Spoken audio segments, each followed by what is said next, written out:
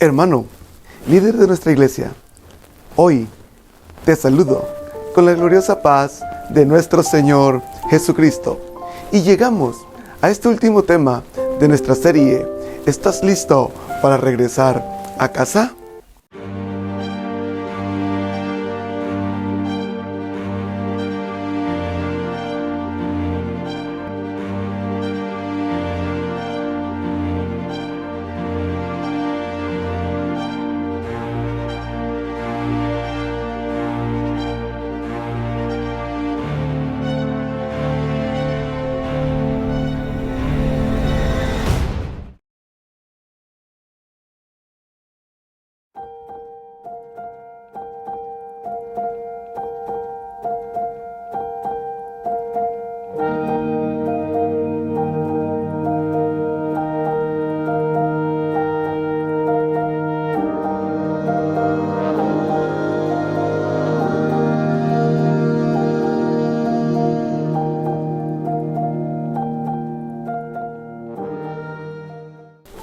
Y hoy quiero compartir este cuarto tema titulado Llegando a casa.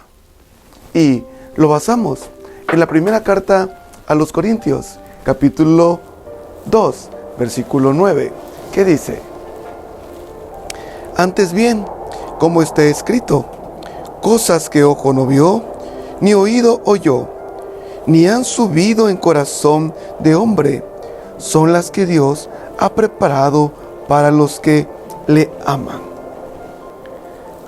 Nosotros, los hijos de Dios, los cristianos, nunca debemos de pensar en que a los familiares que se han retirado de nosotros, jamás los volveremos a ver. Hablando de aquellos que se han ido de viaje, que se han apartado a vivir a otra ciudad, pero también incluso aquellos que han experimentado la muerte.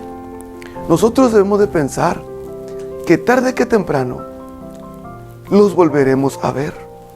La separación de nuestros amigos, de nuestros hermanos en la fe, jamás es para siempre.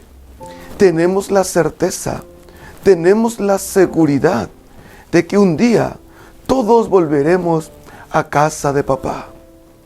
Es como un padre, una madre, que tiene muchos hijos. Los hijos crecen, se desarrollan, se casan. Y cada uno de ellos va y vive en lugares diferentes. Pero mientras ellos en esta tierra tienen vida, tienen la esperanza de que un día todos ellos volverán a coincidir en un lugar. Y ese lugar es la casa de papá, la casa de mamá. Así también nosotros, tú y yo, sin importar la distancia, los tiempos, las edades futuras o ahora presentes, tú y yo tenemos la certeza de que volveremos a vernos todos un día. ¿Dónde? En casa de papá, llegando a la casa del Padre. Pero en primer lugar, para llegar a casa del Padre se necesita creer en la resurrección y levantamiento de la iglesia. Llegar a casa de papá, basado en esta pregunta que hemos disertado durante todo este mes, depende de una cosa, depende de la resurrección.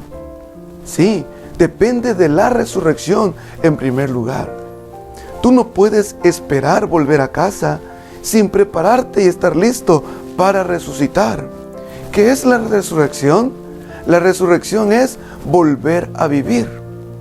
Este volver a vivir se trata nada menos que alguien que ha dejado de vivir y vuelve a la vida.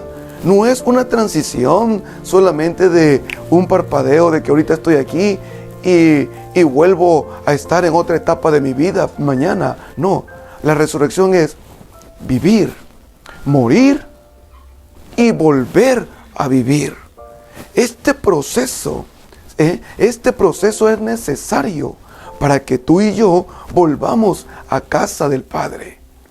Lastimosamente, algunas creencias, alguna fe en algunas religiones han dejado de promover y de creer en la resurrección, creyendo que al morir, ahí se acaba todo.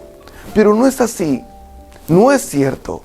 Si tú y yo creemos y deseamos volver a casa de papá, necesitamos estar seguros que con la muerte no se acaba todo, sino al contrario, comienza algo nuevo, que es la espera de la resurrección para entrar a casa de papá. Esta resurrección es exclusiva para nosotros. Quiero decirte que esta resurrección no existe en los animales, porque algunos dicen, uy, allá voy a volver a ver a mi mascota que va a resucitar. No, la Biblia jamás habla de que los leones, que los perros, que los gatos volverán a vivir. Aunque Isaías habla de que en el paraíso, en la nueva tierra, habrá sí animales, pero serán animales que nacerán en ese tiempo. No habla de animales que resucitarán. Por eso hoy, si tú tienes mascotas, ámalas, porque la vida de ellas es solamente esta. Ellos no tienen vida eterna o resurrección o promesa de resurrección como la tenemos nosotros. La resurrección es una promesa exclusiva de los humanos. ¿Sí? De los humanos que somos ahora mortales. Porque no solamente hay estos seres, también hay seres celestiales. Y los ángeles que no mueren, no tienen promesa de resurrección. Porque recuerda, la resurrección solamente es para los que han muerto o los que moriremos. Entonces, hoy tú debes de asimilar y de valorar esta promesa que solamente es exclusiva para nosotros. Y esto debe de quitar de ti la tristeza y la agonía de pensar diferente a la muerte. La muerte no es el fin, es el comienzo de una vida eterna. Y esta resurrección no es otra cosa que pasar de la mortalidad a la inmortalidad. Pasar de esto que perece, esta felicidad que hoy tú puedes disfrutar, pero termina, a una felicidad eterna. Pasar de este gozo que está en esta vida, que perece, a pasar a un gozo eterno. En segundo punto, la resurrección en el Antiguo Testamento. Algunos han creído que la resurrección solamente se habla en el Nuevo Testamento. Pablo habló de la resurrección, sí, pero ¿qué pensaban los antiguos acerca de la resurrección? Algo que tú y yo debemos de comprender.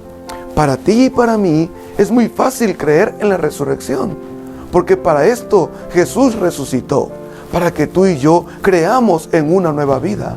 Pero ahora tú y yo tenemos una nueva referencia, que es Jesús, el Cristo, el que murió en la cruz del Calvario, fue sepultado, pero de esa sepultura al tercer día resucitó, para que creyéramos fielmente en que la resurrección existe.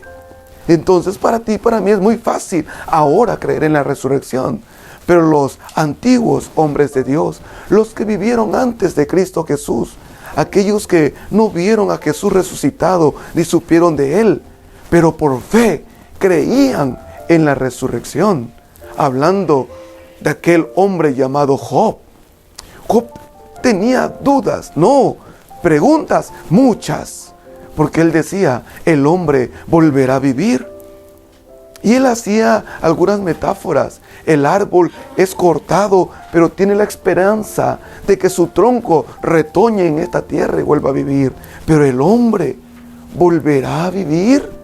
Y él se responde y dice, sí, volveremos a ver a Dios. Incluso Job, posteriormente, en el capítulo 14, dice, yo sé que mis ojos verán a Dios y no otros. Aunque mi carne sea destruida y deshecha, yo sé que veré a mi Redentor.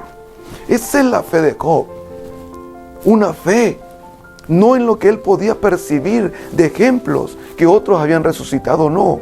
Su fe radicaba ciegamente en que él volvería a vivir. David, de la misma manera, él creía en la resurrección. Cuando David expresa en los libros o en el libro de los Salmos, cuando dice, cuando yo despierte a imagen tuya, cuando mi ser se convierta a tu imagen. Esto habla de resurrección. Un David que creía que volvería a vivir. Isaías, los profetas, hablando de ese tiempo profético, también creían en la resurrección. Cuando Isaías expresa y dice, tus muertos volverán a vivir. Eso es sorprendente, maravilloso. Daniel expresa en sus últimos capítulos, del polvo nos levantaremos, del polvo de la tierra nos levantaremos. Esto habla de resurrección. Oseas va un poquito más allá a lo profundo y habla de la victoria eterna cuando dice Oseas, Dios vencerá el Seol y vencerá la muerte y volveremos a la vida. Imagínate, el Antiguo Testamento es testigo permanente de que tú y yo volveremos a vivir la resurrección, creer que todo lo que nosotros hacemos en esta vida va a tener valor cuando tú y yo resucitemos, cuando tú y yo volvamos a la vida para entrar a la casa de papá. Pero te preguntarás, ¿y los que no muramos qué? ¿Los que no muramos qué? ¿Cómo seremos transformados? ¿Cómo dejaremos lo mortal para volver a la inmortalidad? Claro, Pablo lo deja muy en claro y dice en Primera de Tesalonicenses, capítulo 4, 16 al 17, él dice, ¿verdad?, que el Señor mismo, con voz de mando, con voz de arcángel, con trompeta de Dios, descenderá del cielo, hablando de lo que te he hablado, y los muertos en Cristo resucitaremos primero. Pero el verso 17 es la esperanza para ti y para mí, cuando dice, luego nosotros, los que hayamos quedado con vida, seremos arrebatados, seremos transformados en un abrir y cerrar de ojos para recibir a Jesús en las nubes. Esta es la promesa de creer. Sí, porque cuando Cristo venga, muchos de ustedes o algunos de ustedes jóvenes, niños, adolescentes, sí, o nuestra generación que vendrá, estará viva y podrá ser transformada mientras camina por las calles, mientras está en sus labores, porque esta promesa es para los que amamos a Dios.